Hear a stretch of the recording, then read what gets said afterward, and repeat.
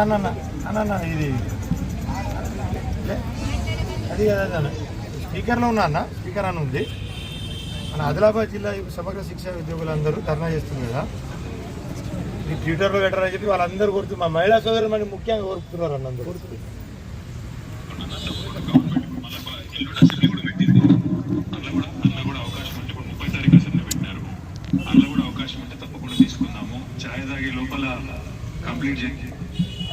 అన్న మంత్రిపుట్నాలు చేసిన వాళ్ళందరికీ మీరు గట్టిగా ధైర్యం చెప్పండి, అందరికి అండగా ఉండండి. మనందరం కూడా అసెంబ్లీలో కూడా తీసుకుందాము, తర్వాత బయట కూడా తప్పకుండా వాళ్ళ గట్టిగా మద్దతు నిలబడతాము.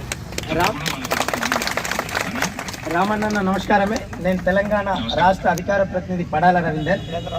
మా యొక్క మహిళా సోదరిమణులు కేజీబీవీ యూఆర్ఎస్ అదేవిధంగా సమస్త ఉద్యోగులు దాదాపు 600-700 మంది ఇక్కడ ఉన్నారన్న. మీ మాట మీ వాణి వాళ్ళు వింటా ఉన్నారు.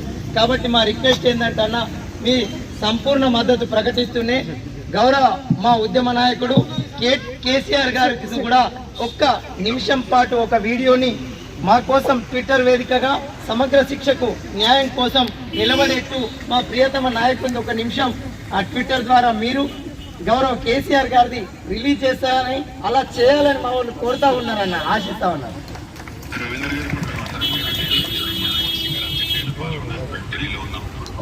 తప్పకుండా నేను తిరిగి వచ్చిన తర్వాత మన అనిల్ యాదవ్ గారితో కూడా నేను కోఆర్డినేట్ చేస్తాను, జోగురామన్న సార్తో కూడా నేను కోఆర్డినేట్ చేస్తాను.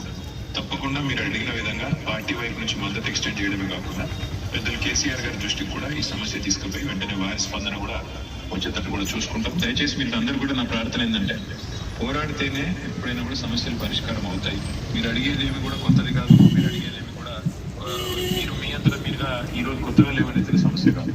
గతంలో ఈ రోజు ముఖ్యమంత్రిగా ఉన్న రేవంత్ రెడ్డి గారు గతంలోనే ఎన్నికల ముందే మీకు వచ్చి ఇచ్చిన వాగ్దానాన్ని నిలబెట్టుకోమని మీరు కోరుతున్నారు.